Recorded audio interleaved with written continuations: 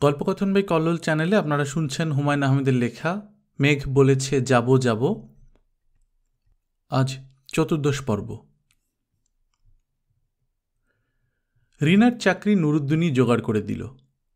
এক কথায় মাসে 6,000 টাকা বেতনের চাকরি সহজ ব্যাপার না। রিনার বিস্ময়ের সীমা রইল না।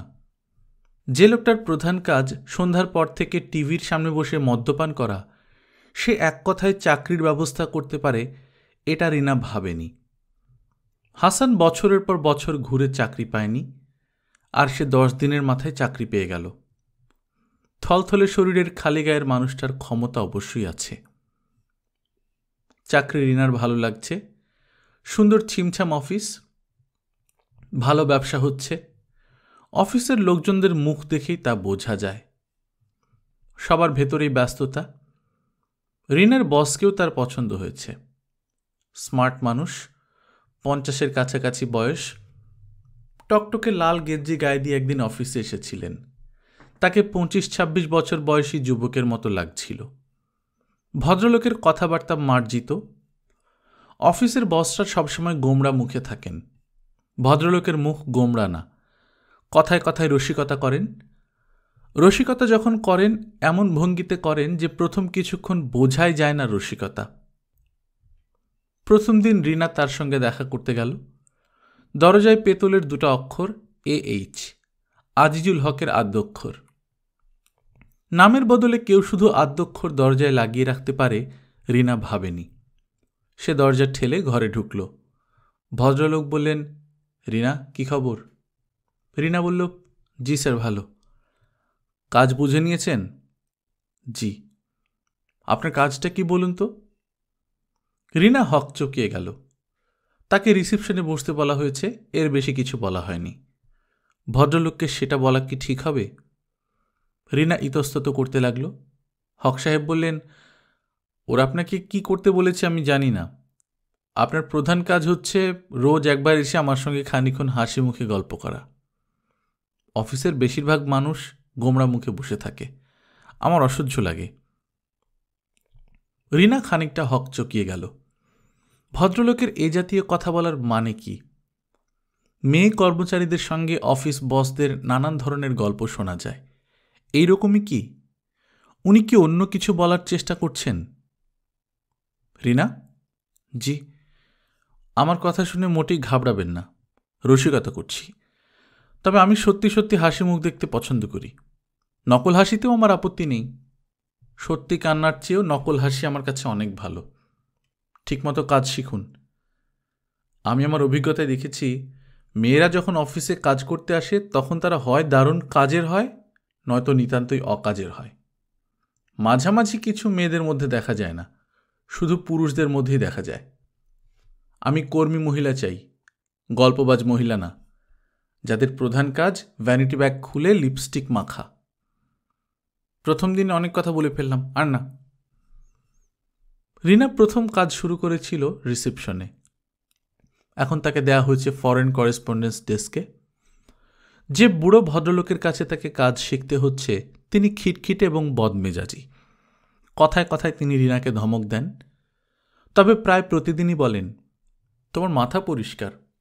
অন্যরা যে কাজ 1 বছরে শিখেছে তুমি তা শিখেছ 1 মাসে। এই জাতীয় কথা শুনতে আনন্দ লাগে।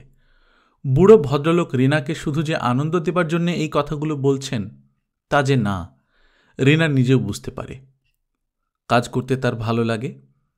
হক সাহেব তাকে ডেকে নিয়ে একদিন বললেন, আপনার কাজের খুব সুনাম শুনি।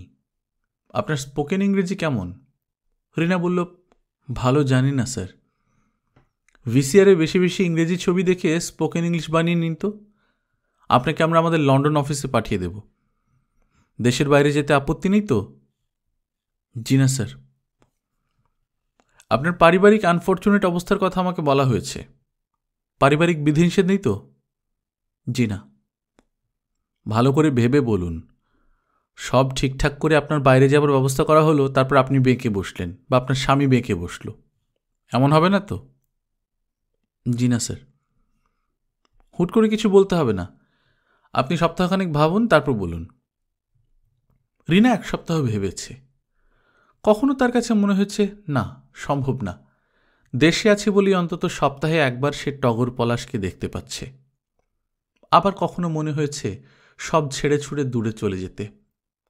একবার মনে হলো তারেক যদি শোনে সে লন্ডন চলে যাচ্ছে তাহলে সে কি বলবে? টেলিফোনে আলাপ করবে না সরাসরি তার অফিসে চলে যাবে? অফিসে যাওয়াটা কি ঠিক হবে?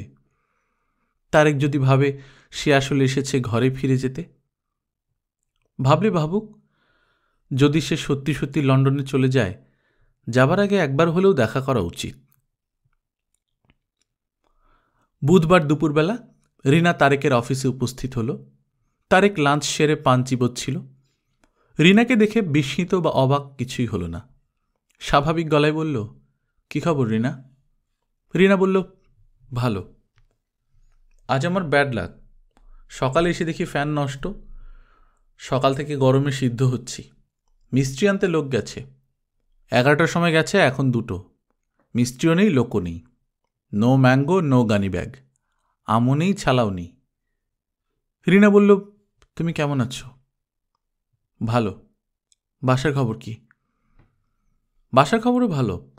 পলাশ গতকাল রেলিংয়ের উপর পড়ে একটা দাঁত ভেঙে ফেলেছে। রক্ত টক্ত কিছু বের হয়নি, কট করে দাঁতের একটা কণা ভেঙে গেল। তোমার চাকরি কেমন চলছে? ভালো। প্রথম প্রথম চাকরি খুব ভালো লাগে, কিছুদিন পর আর ভালো লাগে না। আমার তো রোজ সকালে অফিসে এসে একবার ইচ্ছে করে ফাইল টাইল সব জ্বালিয়ে দিয়ে হাঁটা ধরি। কোন দিকে হাঁটা ধরতে ইচ্ছে করে? চিটাঙের দিকে? হাঁটা ধরতে ইচ্ছে করে এই পর্যন্তই। তুমি চা খাবে? না। পান খাবে? মিষ্টি জর্দা দেয়া পান আছে। দুপুরে খাবার পর একটা পান খেতে ভালো লাগে। পান হচ্ছে পিত্তনাশক আর হজমের সহায়ক। রিনা অবাক হয়ে তার স্বামীর দিকে তাকিয়ে আছে। কি আশ্চর্য, 2 মাস পর দেখা মানুষটা কত সহজেই না কথা বলছে, যেন কিছু আসে যায় না। রিনা বলল, আমাদের অফিসের একটা ব্রাঞ্চ আছে লন্ডনে। আমাকে খুব সম্ভব সেখানে পাঠাবে। কবে? জানি না কবে। বেতন কত দেবে? দেশে যে বেতন দেবে বাইরে সে বেতন দিলে তো হবে না, ফরেন কারেন্সিতে বেতন হওয়া উচিত। উচিত হলে নিশ্চয়ই ফরেন কারেন্সিতে দেবে। তোমার এই মেয়ের খবর কি? লাবণীর কথা বলছো? ভালোই আছে। গত সপ্তাহে চিটাং গিয়েছিলাম, ওদের কক্সবাজার ঘুরিয়ে নিয়ে এসেছি। লাবণীর মেয়েটা আগে সমুদ্র দেখেনি, এই প্রথম দেখল, খুব খুশি। তুমি এইভাবে ঘোরাফেরা করছো, লোকজনের চোখে লাগছে। তুমি মেয়েটাকে বিয়ে করে ফেলো না কেন? তারেক বিস্মিত হয়ে বলল, এক বউ থাকতে আরেক বউ ঘরে আনবো কিভাবে? আইনে বাধা আছে? ইসলামী আইনে তো বাধা নেই, কিন্তু দেশে তো পুরোপুরি ইসলামী আইন চালু নেই। থাকলে তোমার সুবিধা হতো, তাই না? তারেক সিগারেট ধরালো। রিনার কান্না পাচ্ছে। এখানে আসা তার উচিত হয়নি। মানুষটার সঙ্গে তার বাসায় চলে যেতে ইচ্ছে করছে। একবার যদি সে বলতো, রিনা তুমি চলো আমার সঙ্গে, সে নিশ্চয়ই যেত। রিনা ক্লান্ত গলায় বলল, যাই। কেমন? দাঁড়াও, পিয়নকে সঙ্গে দিয়ে দিচ্ছি, রিক্সা ঠিক করে দেবে। দুপুরবেলায় রিক্সা, বেবি ট্যাক্সি কিছুই পাওয়া যায় না। রিনা বলল, রিক্সা লাগবে না। অফিস থেকে বের হয়ে রিনার ইচ্ছা করল আবার তারেকের সঙ্গে 2টো কথা বলতে। ওকে খুব রোগা লাগছে। ওর কি ঘুম হচ্ছে না? আজ লায়লার বিয়ে, দায় সারা টাইপ বিয়ে। বর কয়েকজন বন্ধুবান্ধব নিয়ে আসবে, কয়েকজন আত্মীয় স্বজন থাকবে, কাজী সঙ্গে করে নিয়ে আসবে, বিয়ে পড়ানো হবে। তারা কোণে নিয়ে চলে যাবে। 5 লাখ টাকা দেনমোহর, 1 লাখ উসুল। এটা কিরকম বিয়ে? গায়ে হলুদ না, কিছু না। লায়লা ঠিক করে ফেলেছে দুপুরে সে পালিয়ে যাবে। কোথায় যাবে এখনো ঠিক করেনি। কল্যাণপুরে তার এক বান্ধবী থাকে, তাদের বাড়িতে ওঠা যায়। সেখানে টেলিফোন আছে, টেলিফোনে অন্যদের সঙ্গে যোগাযোগ করা যাবে। বিয়ের দিনটা অন্যরকম থাকে, অথচ তার বিয়ের দিন অন্য দিনগুলোর চেয়ে মোটেও আলাদা না। সব কিছু আগের মতো, শুধু টগর পলাশ স্কুলে যাচ্ছে না, তারা বারান্দায় মহা উৎসাহে ফুটবল খেলছে। তারেকও অফিসে যায়নি। সে বারান্দার বেতের চেয়ারে বসে ছেলেদের খেলা দেখছে। তারেক বলল, লায়লা, আমাকে চা দে। লায়লা চা বানাতে গেল। কমলার মা বলল, বিয়ার দিন চুলার ধারে আয়ের নাফা, ঘরে গিয়ে টাইট হয়ে বয়ে থাকেন, আমি চা বানাইতেছি। লায়লা তাকে ধমক দিয়েছে, বেশি কথা বলবে না কমলার মা, এত কথা আমার ভালো লাগে না। চা বানাতে গিয়ে লায়লার চোখে পানি এসে গেল। তার কত শখ ছিল অল্প বয়সী, লম্বা, পাতলা, সুন্দর একটা ছেলের সঙ্গে বিয়ে হবে, যার সঙ্গে সে নানান ধরনের আহ্লাদি করবে। আহ্লাদি করতে তার খুব ভালো লাগে। যার সঙ্গে বিয়ে হচ্ছে তার সঙ্গে সে আহ্লাদি কি করবে? হেডমাস্টার চেহারার একজন মানুষ, আগে বিয়ে হয়েছে, সেই পক্ষের ছেলে আছে। কে জানে, ছেলেও হয়তো বাবার বিয়েতে বরযাত্রী আসবে। মানুষটার কথাবার্তাও গা জ্বালা ধরনের। শুনুন, প্লেন অ্যান্ড সিম্পল বিয়ে হবে, কোনো অনুষ্ঠান না, কিচ্ছু না। অনুষ্ঠানের ভেতর দিয়ে আমি যেতে চাচ্ছি না। তুই অনুষ্ঠানের ভেতর দিয়ে যাবি কি রে গাধা? তোর একটা চক্ষু লজ্জা নেই? দুদিন পরপর বিয়ে করছিস। লায়লা তার বিয়ের খবর কাউকে জানায়নি। কোন লজ্জায় জানাবে? হাসাহাসি করবে না সবাই?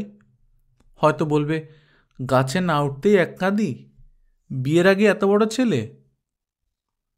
ভাইয়া চা নাও। তারেক চায়ের কাপ হাতে নিতে নিতে বলল, মা বাবা কেউ তো এখনো আসছে না, মা বোধহয় রাগ করেই বসে আছে, আমাকে গিয়ে রাগ ভাঙিয়ে আনতে হবে। বড়বাবুর ব্যাপারটাই বা কি? সব ঠিকঠাক করে তারিখ খোঁজ নেই। লায়লা জবাব দিল না। তারেক বলল, চা ভালো বানিয়েছিস, একটু কড়া হয়েছে, আর একটু কড়া হলে ভালো হতো। রকিব কি তোর বিয়ের খবর জানে? জানি না। হাসানকে তো বলেছিলাম খবর দিতে, দিয়েছে হয়তো। যা, আমার জন্য আরেক কাপ চা আন। লায়লা চা আনতে গেল। সেখান থেকেই দেখল হাসান বের হচ্ছে। এই সকালে চাটা না খেয়ে কোথায় যাচ্ছে? লায়লা রান্নাঘরের দরজায় এসে দাঁড়াল। হাসানকে ডাকবে না করেও ডাকল, ভাইয়া শোনো। কোথায় যাচ্ছ? রহমানের বাড়িতে, তার দাদির অবস্থা নাকি খুব খারাপ, রাতে খবর পাঠিয়েছে, যেতে পারিনি, চট করে দেখে আসি। চা খাবে? চা হচ্ছে নাকি? হলে দে। তোর মুখ এমন শুকনো লাগছে কেন? রাতে ঘুম হয়নি? না। বিয়ে নিয়ে টেনশন করছিস? তোমরা কেউ টেনশন করছো না, আমি কেন শুধু শুধু করব? রাগ করেছিস নাকি? আমি রাগ করবো কেন? আমার রাগ করার কি আছে? তুমি ভাইয়ার কাছে বসো, আমি চা নিয়ে আসছি। লায়লার চোখে আবার পানি আসছে। হাসানকে সরিয়ে দিতে না পারলে সে তার চোখের পানি দেখে ফেলবে। কি দরকার চোখের পানি দেখানোর? লায়লা, আমি দেরি করব না, যাব আর আসবো, যেতে আসতে যেই সময় লাগে। এই ধর 2 ঘন্টা। তোর কিছু লাগবে? না, আমার আবার কি লাগবে? হুট করে বিয়ের দিন ঠিক হয়ে গেল, এই জন্য আর উৎসব হচ্ছে না, এটা নিয়ে মন খারাপ করবি না। উৎসব বড় ব্যাপার না, যার সঙ্গে সারা জীবন থাকবি সেই মানুষটা বড় ব্যাপার। ভদ্রলোককে আমার পছন্দ হয়েছে। ভালো। এখন তুই খুব রেগে আছিস, তোর পছন্দ হবে সবচেয়ে বেশি। তুই আমাদের সামনেই ওই ভদ্রলোকের সঙ্গে আহ্লাদি করবি, দেখে রাগে আমাদের গা জ্বলে যাবে। এই নাও তোমার চা। আজ সকালে কি তুই নিজেকে আয়নায় দেখেছিস? আয়নায় নিজেকে দেখার কি আছে? তোকে আজ খুবই সুন্দর লাগছে, যা আয়নাতে দেখে আয়। ভাইয়া প্লিজ, আহ্লাদি করবে না।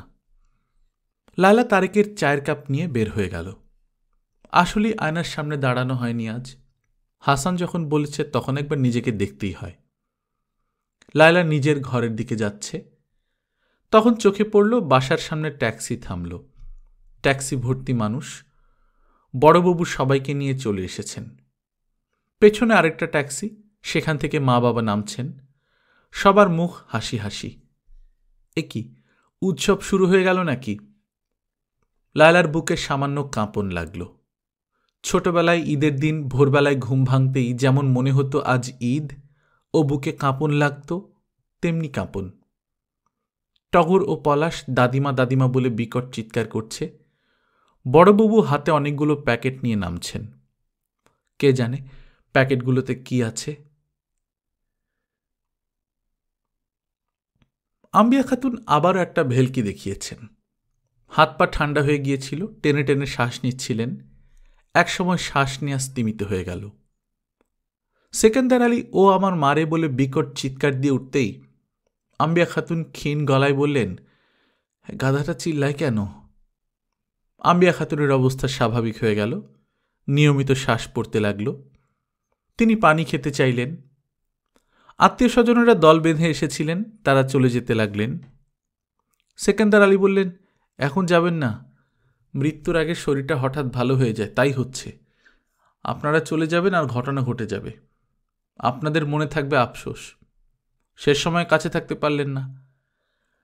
আত্মীয় স্বজন বেশিরভাগই থেকে গেলেন। সব অপেক্ষাই যন্ত্রণাদায়ক, মৃত্যুর অপেক্ষাও তাই। হাসান যখন পৌঁছল তখন লোকজনে বাড়ি গমগম করছে, উৎসব উৎসব ভাব। ছোট বাচ্চারা উঠোনে খেলছে, বয়স্করা ছড়িয়ে ছিটিয়ে গল্প করছেন। ট্রে ভর্তি চা এসেছে, চা নেয়া হচ্ছে। সবার মধ্যে ঢিলে ঢালা ভাব। শুধু সেকান্দার আলী বিরস মুখে বসে আছেন। রাত্রি জাগরণের কারণে তার শরীর খারাপ করছে, সামান্য হাঁপানির টানও উঠেছে। বিছানায় শুয়ে ঘুমিয়ে থাকলে হতো, সেটা ভালো দেখায় না। মার এখন তখন অবস্থা, আর পুত্র এসি ঘরে শুয়ে ঘুমাচ্ছে।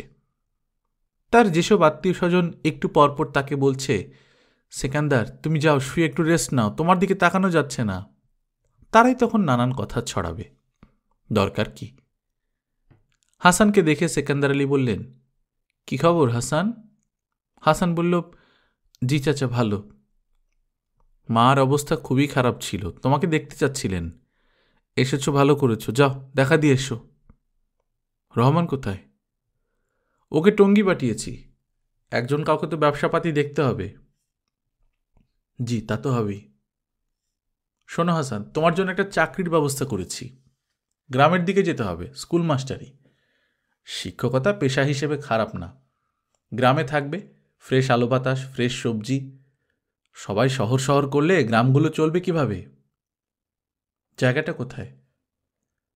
আমাদের গ্রামের বাড়িতে, আমারই দেয়া, আমার মায়ের নামে স্কুল, আম্বিয়া খাতুন গার্লস হাই স্কুল। ও, নদীর পাড়ে স্কুল, অতি মনোরম পরিবেশ, মেয়েদের হোস্টেল আছে, শিক্ষকদের থাকার জায়গা আছে, বেতন যা দেয়া হয় খারাপ না, সরকারি ডিএ তো আছেই। আনম্যারিড কোনো শিক্ষক ওই স্কুলে দেয়া হয় না। তোমার বেলায় নিয়ম শিথিল করা হয়েছে, যাবে গ্রামে? জি ভেবে দেখি। হ্যাঁ ভেবে দেখো, আর যদি যাবার সিদ্ধান্ত নাও তাহলে বিয়েও করে ফেলো, বউ নিয়ে থাকবে, সুখেই থাকবে। তোমরা ঢাকা শহর করো, কি আছে এই শহরে? পলিউশন, বেবি ট্যাক্সির ধোঁয়া খেয়ে মানুষের গড় আয়ু কমেছে 5 বছর, ঠিক না? জি। আচ্ছা যাও, মার সঙ্গে দেখা করে এসো। একটা কথা শোনো, মা তোমার জন্য এত ব্যস্ত কেন? জানি না চাচা। বুঝলে হাসান, মার এই ব্যাপারটা আমি কিছুই বুঝি না। আমি অতি মাতৃভক্ত ছেলে, মা যা বলেছে করেছি, স্কুল বানাতে বলেছে বানিয়েছি। শীতের সময় আসে, মা বলে, ওরে গরিব দুঃখীকে শীতের কম্বল দে, পুরনো কম্বল দিবি না, নতুন কম্বল দে। দেই নতুন কম্বল। অমুক এতিমখানার ছেলেপুলেদেরকে ঈদের কাপড় দে। এতিমখানায় কি ছেলেপুলে একটা দুটো থাকে? শত শত ছেলেপুলে। উপায় কি? মাতৃ আজ্ঞা, দিই তাদের কাপড়। অথচ দেখো, আমাকে সহ্যই করতে পারে না। আচ্ছা যাও, তুমি দেখা করে আসো, আর চাকরির ব্যাপারে কোনো ডিসিশন নিলে আমাকে জানাবে। জি আচ্ছা, বলে হাসান ভেতরের দিকে রওনা হল। আম্বিয়া খাতুনকে আধশোয়া করে বসানো হয়েছে। অল্প বয়সী একটা মেয়ে চামচে করে তাকে স্যুপ খাইয়ে দিচ্ছে। মেয়েটি তাকে দেখে খুবই বিরক্ত মুখে তাকালো। আম্বিয়া খাতুন বললেন, কিরে হাসান, তোর সময় হলো শেষ পর্যন্ত? কেমন আছেন দাদিমা? ভালো আছি, দেখছিস না স্যুপ খাচ্ছি। তোর চাকরি বাকরি কিছু হয়েছে? জি না। যার যা ক্ষমতা আল্লাপাক তাকে তাই দেন। যার ক্ষমতা চোর হবার তাকে তিনি চোর বানান, যার কিছুই করার ক্ষমতা নেই তাকে কিছুই বানান না। সে তোর মতো পথে পথে ঘুরে, বুঝেছিস? জি। সেকেন্দারকে বলেছি তোর চাকরির জন্যে। আমার জন্যে আপনি ব্যস্ত হবেন না দাদিমা। ব্যস্ত তোকে কে বলেছে? তোর চাকরি হলেই কি আর না হলেই কি? যা আমার সামনে থেকে। যাবার আগে সেকেন্দারের সঙ্গে দেখা করে যাবি। জি আচ্ছা। তোকে স্কুলের চাকরি গছিয়ে দিতে চাইবে, খবরদার নিবি না। কোনো মতো একটা চালা ঘর তুলে দিয়েছে, না আছে ছাত্র না আছে কিছু। মাস্টারেরা বেতন পায় না, বুঝেছিস? জি। বিয়ে টিয়ে করবি না? হাসান চুপ করে রইল। না করাই ভালো। বউ তো আর তোর মতো বাতাস খেয়ে থাকবে না। তোকে না চলে যেতে বললাম, দাঁড়িয়েছিস কেন? আজকাল কি কানেও শুনতে পাস না? যে মেয়েটি স্যুপ খাওয়া ছিল সে শুকনো গলায় বলল, আপনি এখন যান, ওনাকে আর বিরক্ত করবেন না। স্যুপ খাওয়ানোর চেষ্টা করছি। হাসান বের হয়ে এলো। এই বৃদ্ধার স্নেহের কোনো কারণ সে জানে না, কোনোদিন জানবেও না। ঘর থেকে বের হবার সময় হঠাৎ তার মনে হলো এই বৃদ্ধার সঙ্গে তার আর কোনোদিন দেখা হবে না। এরকম মনে হবার কোনো কারণ নেই, তবু মনে হলো। গুরুতর অসুস্থ যে কোনো মানুষের কাছ থেকে বিদায় নেবার সময়ই এইরকম অনুভূতি হয়, যার আসলে তেমন গুরুত্ব নেই। সেকেন্দার সাহেব বললেন, হাসান চলে যাচ্ছ নাকি? জি। মা কি বলল? তেমন কিছু বলেনি। আচ্ছা ঠিক আছে, স্কুলের ব্যাপারে কোনো ডিসিশন নিলে জানাবে।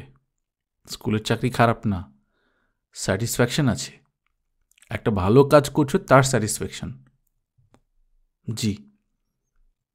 সন্ধ্যার দিকে সময় পেলে একবার এসো, মার জন্যে খতমে শেফা পড়াচ্ছি, বাদ মাগরিব দোয়া হবে। বাসা একটা কাজ আছে চাচা। ঠিক আছে, কাজ থাকলে আসার দরকার নেই। সেকান্দর আলী বিমর্ষ মুখে সিগারেট ধরালেন। সিগারেটে তিনি কোনো স্বাদ পাচ্ছেন না। লায়লার বিয়ে হয়ে গেল। তার মন খারাপ ভাবটা বিয়ের পর পুরোপুরি কেটে গেল। যতটা দায়সারা বিয়ে হবে বলে সে ভেবেছিল, দেখা গেল বিয়েটা সেরকম দায়সারা হয়নি। ওরা বিয়ের শাড়ি এনেছে 3টা, একটার চেয়ে আরেকটা সুন্দর। এর মধ্যে একটা নীল শাড়ি দেখে লায়লা মোহিত হয়ে গেল। সে ফিসফিস করে বলল, ভাবি নীল শাড়িটা কেমন লাগছে? বিয়ে উপলক্ষে রিনা এসেছে, সে বেশ স্বাভাবিকভাবেই আছে। টগর পলাশ মাকে দেখে বেশ স্বাভাবিক আছে। তাদের মধ্যে বাড়তি কোনো আবেগ বা উত্তেজনা দেখা যাচ্ছে না। রিনা বলল, শাড়িটা তো খুবই সুন্দর। এখন বলো কোন শাড়িটা পরব? সবচেয়ে সুন্দরটাই পরো, নীলটা পরো। কিন্তু ভাবি লাল শাড়ি ছাড়া বিয়ে কেমন যেন লাগবে। তাহলে থাক, লালটাই পরো। বিয়ে পড়ানো হোক, তারপর বদলে নীলটা পরলেই হবে। গায়ে হলুদ হয়নি বলে লায়লার মনে যে খুঁতখুঁতানি ছিল সেটা দূর হয়েছে। রিনা দুপুরে এসেই গায়ে হলুদের ব্যবস্থা করেছে।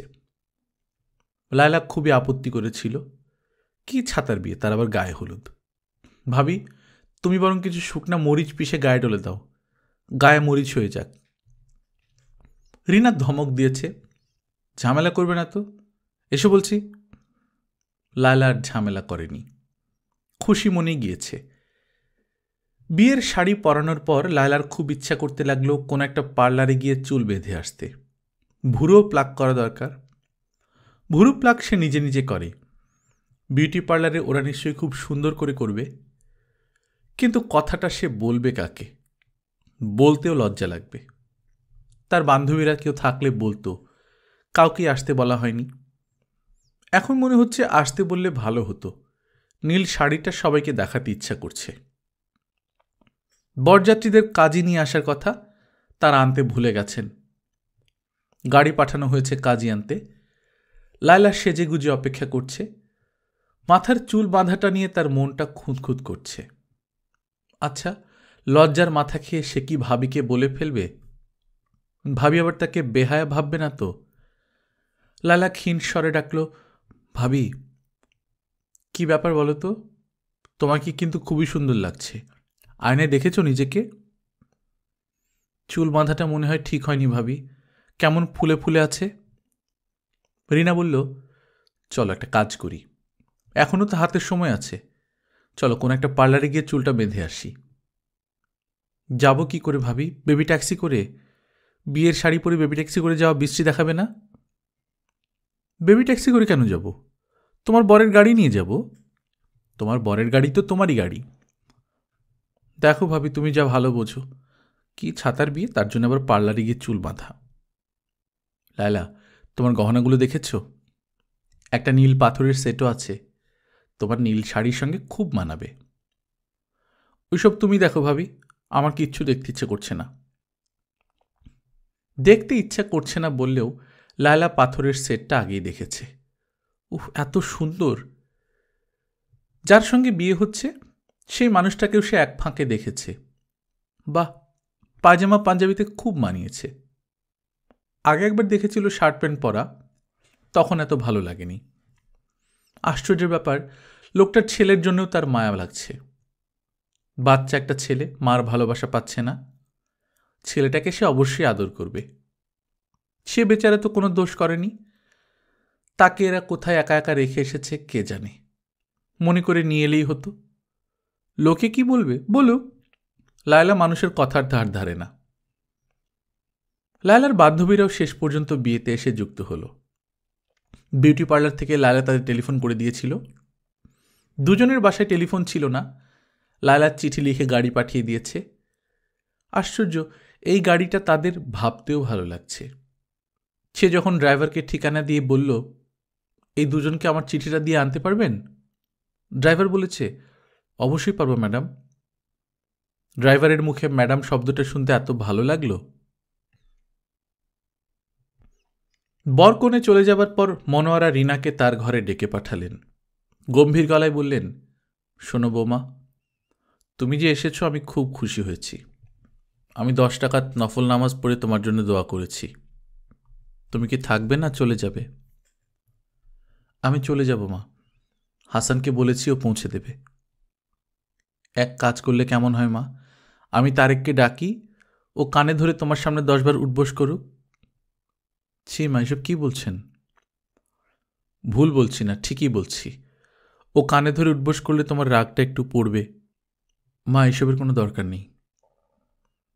তারেক যে কাণ্ডটা করেছে, তারপরে তোমাকে আমি থাকতেও বলতে পারি না। বুড়ো মার একটা কথা তুমি রাখো, আজ রাতটা থেকে কাল সকালে চলে যেও। একটা রাত থাকলে কি হবে মা? গাধাটার সঙ্গে কথা বলো, কথা বলে যদি তোমার মন গলে। আচ্ছা ঠিক আছে, আমি আজকের রাতটা থেকে যাচ্ছি। একটু বসো আমার সামনে, তোমার সঙ্গে গল্প করি। লায়লাকে কেমন মনে হলো? খুশি? হ্যাঁ মা, খুব খুশি। একেবারে গাধা মেয়ে, শাড়ি গয়না দেখে এলিয়ে পড়েছে। যে যা চায় আল্লাহ তাকে তাই দেন। ও শাড়ি গয়না চেয়েছিল, আল্লাহ তাকে শাড়ি গয়না দিয়েছেন। আমার এক একটা ছেলে মেয়ে হয়েছে এক এক পদের। তারেক শুয়ে পড়েছিল। রিনা ঘরে ঢুকতেই উঠে বসে সহজ স্বাভাবিক গলায় বলল, একটা পান দাও তো। যেন কিছুই হয়নি, সব আগের মতো আছে। রিনা পান এনে দিল। তারেক হাই তুলতে তুলতে বলল, বাতি নিভিয়ে আসো। তুমি ছিলে না, মশারি তুলে ফেলেছিলাম, মশারি খাটিয়েছি। ভালো। মশা অবশ্য নেই বললেই হয়, কয়েকদিন ঝড় গেছে তো, বেশিরভাগ মশার পাখা ঝড়ে ছিঁড়ে গেছে, উঠতে পারে না। ভালো। রিনা বিছানায় উঠতে উঠতে বলল, লাবণী কেমন আছে? ভালো আছে। ওর মেয়েটার নিউমোনিয়ার মতো হয়েছে, খুবই টেনশনে আছি। নিউমোনিয়া তো খুবই খারাপ ধরনের অসুখ, চিকিৎসার চেয়ে যত্নটা বেশি লাগে। লাবণী অফিস নিয়ে ব্যস্ত, বাচ্চাটার যত্ন হচ্ছে কিনা কে জানে। ডাক্তার দেখছে না? দেখছে, রসিফিন দিচ্ছে। রসিফিন ভালো অ্যান্টিবায়োটিক, নিউ জেনারেশন ড্রাগ, কিন্তু ঠিকমতো ওষুধ পড়ছে কিনা কে জানে। তুমি চলে যাও, দেখে শুনে ওষুধ দিবে। যাব, বৃহস্পতিবার নাইট কোচে চলে যাব, শুক্র শনি ছুটি আছে। নাইট কোচগুলো ভালো করেছে, 5 ঘন্টা লাগে যেতে, গাড়িতে টয়লেটের ব্যবস্থাও আছে। তারেক মশারির ভেতর থেকে বের হবার উপক্রম করল। রিনা বলল, যাচ্ছ কোথায়? একটা সিগারেট খেয়ে আসি, তুমি তো আবার সিগারেটের ধোঁয়া সহ্য করতে পারো না। তারেক চেয়ারে বসে সিগারেট টানছে, আগুনের ফুলকি উঠছে নামছে। রিনা তাকিয়ে আছে এক দৃষ্টিতে। এই মানুষটাকে ছেড়ে কাল ভোরে সে চলে যাবে আবার, কিন্তু তার কি প্রচণ্ড ইচ্ছাই না করছে মানুষটার সঙ্গে থাকতে, একটা জীবন সুখে দুঃখে পার করে দিতে। রিনার চোখের জল সামলাবার চেষ্টা করছে, পারছে না। তার শরীর কেঁপে কেঁপে উঠছে। আপনার নাম? জি, আমার নাম হাসান, হাসানুজ্জামান। আপনি কি করেন? কিছু করি না, বেকার বলতে পারেন। সম্প্রতি অবশ্য একটা চাকরি পেয়েছি। কি চাকরি? স্কুল টিচারের চাকরি, ঢাকার বাইরে। আপনি ধূমপান করেন? জি। নিন, একটা সিগারেট খান। ওসি সাহেব সিগারেটের প্যাকেট বাড়িয়ে দিলেন। হাসান সিগারেট নিল। তার অস্বস্তি বাড়ছে। তাকে থানায় ডেকে আনার কারণ স্পষ্ট হচ্ছে না। তারাও ভেঙে কিছু বলছেন না। ওসি সাহেবকে বেশ ভদ্র মনে হচ্ছে। পুলিশের চাকরি না করে এই ভদ্রলোক কোনো কলেজের শিক্ষকতাও করতে পারতেন। খাকি পোশাকে তাকে মানাচ্ছে না। চা খাবেন? জি না। আমাকে কেন রেখেছেন দয়া করে বলবেন? আপনার ছোট ভাই আছে না, রকিব? জি। তার সঙ্গে কি আপনাদের যোগাযোগ নেই? যোগাযোগ থাকবে না কেন, আছে তো। মাঝখানে বেশ কিছুদিনের জন্য ইন্ডিয়া গিয়েছিল। শেষ কবে তার সঙ্গে দেখা হয়েছে? শেষ কবে দেখা হয়েছে হাসান মনে করতে পারল না। লায়লার বিয়েতে আসেনি এটা মনে আছে। তাকে খবর দেয়া হয়েছিল, সে নিজেই খবর দিয়ে এসেছে। দিন তারিখ বলতে হবে না, মোটামুটি একটা সময় বললেই হবে। শেষবার সম্ভবত 15 দিন আগে। কেন বলুন তো? এর মধ্যে সে কি কোনো খবর পাঠিয়েছে? জি না, পাঠালেও আমি জানি না। সে কি বাসায় আপনাদের কারো কাছে টাকা পয়সা রাখতে দিয়েছে? জি না। এমন কি হতে পারে যে কারো কাছে রাখতে দিয়েছে আপনি তা জানেন না, ব্যাপারটা গোপনে ঘটেছে? আমি আসলে কিছুই বুঝতে পারছি না। এই প্রশ্নগুলো আপনি কেন করছেন জানতে পারলে আমার উত্তর দিতে সুবিধা হতো। চা দিতে বলি, এক কাপ চা খান। চা খেতে খেতে কথা বলি। দিতে বলবো? বলুন। ওসি সাহেব চা দিতে বললেন। হাসান খুবই দুশ্চিন্তায় পড়ে গেল। রকিব কি কোনো ঝামেলায় পড়েছে? ঝামেলাটা কোন ধরনের? বড় ধরনের ঝামেলায় জড়িয়ে পড়ার কোনোই কারণ নেই। রকিব রকজটা ছেলে, কিন্তু ভালো ছেলে। চা নিন হাসান সাহেব। হাসান চা নিল। ওসি সাহেব বললেন, আমি বেশ কিছুদিন আগে একজন এসআইকে পাঠিয়েছিলাম। ও আপনার বাবার সঙ্গে রকিব সম্পর্কে কথা বলেছিল। এক ধরনের সাবধানবাণী বলতে পারেন। উনি কি ব্যাপারটা নিয়ে আপনাদের সঙ্গে ডিসকাস করেননি? আমাকে তো কিছু বলেননি। মনে হয় অন্য কারোর সঙ্গেও বলেননি।